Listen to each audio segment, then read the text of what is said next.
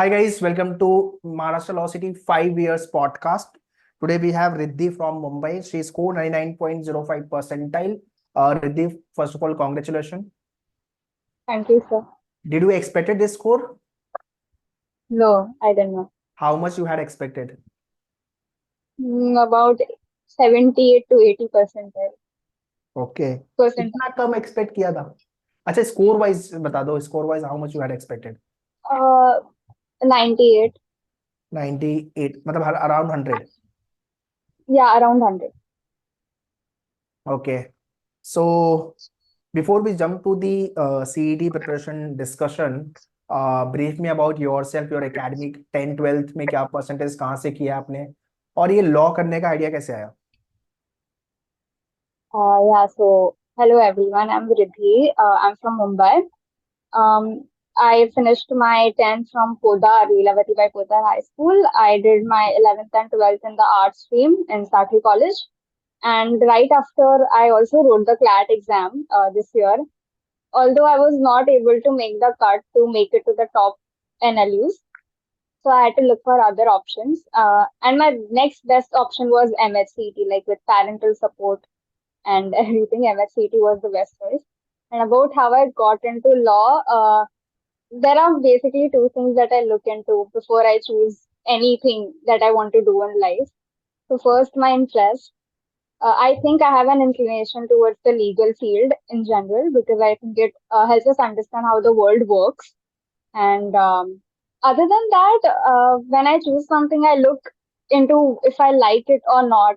So it's like someone once told me that you might not know who you want to marry, but you definitely know who you don't want to marry. So with other fields, I had some flaws which I looked into, but with the legal field, there was absolutely nothing uh, that would stop me from taking. So yeah, and I've always liked to participate in debates and MUNs in general. Did you got motivated from anyone for this program? Yes, I actually have many people who motivated me, but one of them was a friend who actually found out about maneuver education from Oh, some website and from YouTube. So this friend of mine, he told me that you take these mocks. I've heard that many people are taking, and they have good content that to look forward to. So and I saw many deals on the website uh, regarding the mock series that you were providing, and as I said, it was a very reasonable deal. You provide us with 20 plus sectional tests and 20 mocks on top of that. So I practiced all of that, and I should say that it all fell into place properly. okay, great, great. Anyone in the family who is lawyer, advocate? No, no No one. one. You will be the first one now. Yes. Okay. Tell me about your preparation journey. How you have managed your preparation? What are the obstacles came across? Was there any routine in terms of the preparation? Tell me everything, yeah. So that this will help to all the viewers, those who are watching this podcast. Yeah. Yes. I started my preparation right after CLAT because I kind of had this doubt about maybe if I make it or not. So I started right away in January itself. And That happened in the month of December. yeah, but after December, directly in January, I started. Like I didn't wait. And So what was from your Jan, rank in the CLAT? I think I made it across 6,000 Oh, for this. okay. Yeah, it was quite discouraging for me, rank. But I after that, I knew that I had to look for one option, which was MHCET. I didn't apply for any other exam like SLAT or AILET. NLAT or yeah. So MHCET was my only choice, and that kind of scared me because this was my only option. I didn't have any plan B, so I had to give it my all. Uh, so in that span of 4 to 5 months, which I studied, I joined this one library in which I studied for the whole day, like from 9 in the morning to 9 in the night. I kept studying for MSc, and I I think a lot of help which I got was mostly from YouTube and other sites on Google because there's a lot of variety that is available to you to learn about new stuff. And And maneuver was a big contribution to that, I would say, because I remember when I first started studying with maneuver, my first mock score would have been a 78 in MHCET only, because it Okay. was that difficulty of preparation. And then gradually I started working on it. And once I got the momentum, I started increasing my mock scores, and then it became a routine. Then I came to know how things are supposed to be done. I strategized, and I made it to that. Okay, great. So out of five section, logic, English, GK, legal, maths, which section was challenging for you? GK, GK and maths both. Hmm. So how you cope up with that? As far as GK goes, static GK and current affairs are both the things that I'm really weak in. But then gradually I found many YouTube channels. I would say that some part of my preparation is contributed to YouTube channels only, because I found daily updates and analysis available on all the news sites also. And there was a lot of hype about every news that would happen. So if there is something about Ayodhya temple happening, the inauguration, then I'll find so many sites on it that gradually I'll come to know what the facts are, who built it, like what was the process.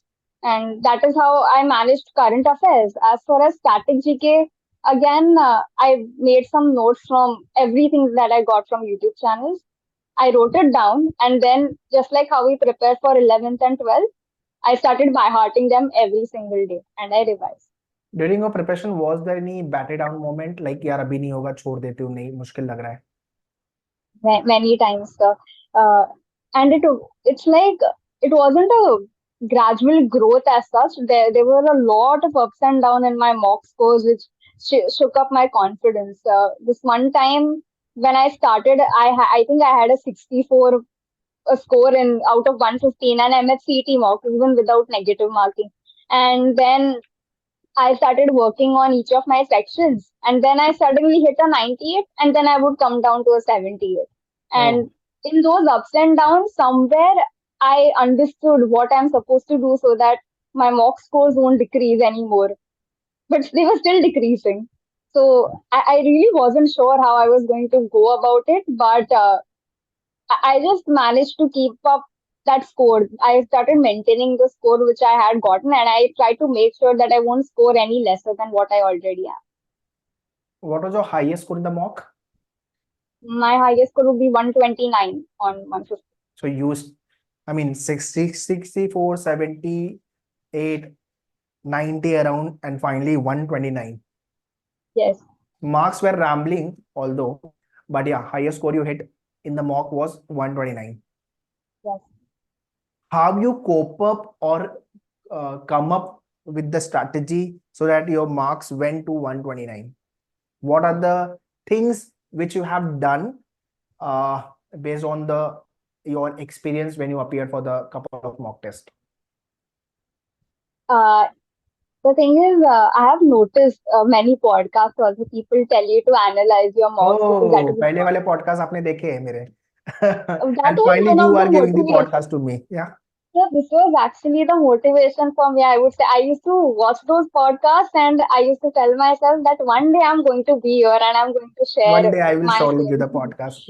Yeah, so that motivation actually helped me. I shouldn't say, Nice, yeah, it nice. really did. And you should keep doing this work because I think it would, many people who are going to watch this are also All going to the work viewers, those who hard. are watching this podcast, I want कि आप भी exam निकालो and I will take your podcast like Riddhi Yeah. done it. Mhm. Yeah. Yeah, so everyone needs to analyze their mocks, but no one actually tells you what you should do when you analyze them. So what I did was I understood where I was going wrong, but it wasn't like in patterns or anything that I would find out, okay, this is the pattern, I should correct this. It happened very randomly. I was making very random mistakes. So I Like actually if you can explain mistakes so that it will help to the viewers. um I made very at least I'll have to go section wise for that. So Okay. in Okay. English, there's a lot of vocab. So many a times I noticed that there was this one word that they say, which of the following is a synonym except. or which of the following is not a synonym except. So these were the keywords which I didn't pay attention to. I only paid attention to the options, and then I uh, chose the option. So those were my silly mistakes in English. Same happened with the passage also. In the passage, when there were questions, there were a few keywords about which of the following weakens except, which of the following does not strengthen except. So I got confused in those, so I lost marks there. As far as GK goes, I was very underprepared for GK, which would have also been the reason why I couldn't score that much in CLAT. So I tried to correct it there and there. I started taking more notes. I started taking GK more seriously. I started looking at the previous paper patterns, and I started working more on the mock GK that was provided. Like in the mock GK that I was provided from Manover, there was this one question about the Napoleon of India. Then I Mm-hmm. would know that it's Samudra Gupta. So I would remember that. Like there were also questions about who was the first person to win Nobel Prize, which also came in the exam paper actually. But I knew it because the thing with mocks is that you keep getting the questions again and again. These mocks, they Mm-hmm. take questions from their own compendiums. So while you solve it, you automatically start by hearting the answers. So you know the stuff. So this is how I worked across for GK.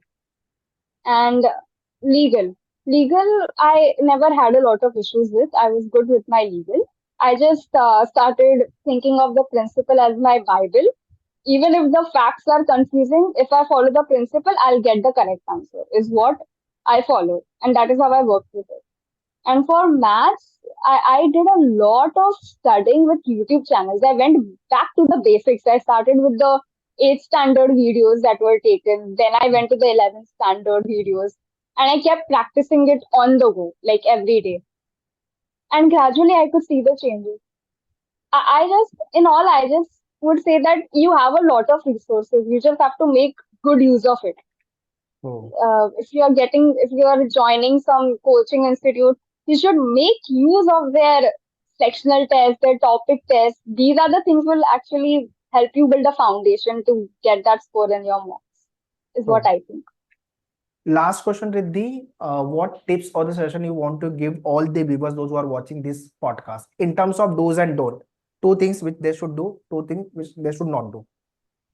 Mm, uh, I can't really give guidance with respect to CLAT, but what I can give about MHCT is I think they have glorified that MHCT is a very easy exam. Everyone will get good score in MHCT.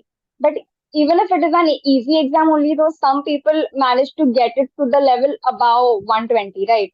So I Mm-hmm. feel like people should not underestimate this exam and their participants, nor should they overestimate themselves. They should work as hard as they did for CLAT, also for MHCT, because it's not about getting a score above 90 or above 100. It's about getting getting through the cutoff. It's about making it through the cutoff. Mm-hmm. And as far as exam day preparation, I would say is just once you see an easy paper, you don't have to get excited that it's an easy paper. I'll solve everything easily. I don't need to pay attention anymore. You need to look at your questions properly. You need to check if you attempted everything right, and you should keep your calm till the exam duration is done. After that, we can celebrate however we like, is what things that one should not do. And about the things that one should do is you should take the exam seriously, you should start studying properly, you should take help from your mentors. Like I personally have watched your videos, and I remember you telling us that if in the Malibu mocks you are getting 95 or 100, you can expect a score like 10 marks or 15 marks up over it. So Mm-hmm. that was when I was in my 80s percent marks.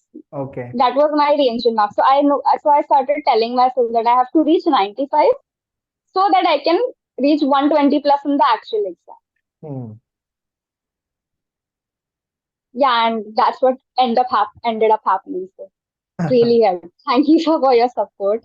You're I welcome, think you always deserve welcome. the credits. Wow. Nee, credit is there, but execution part done by yourself. Okay.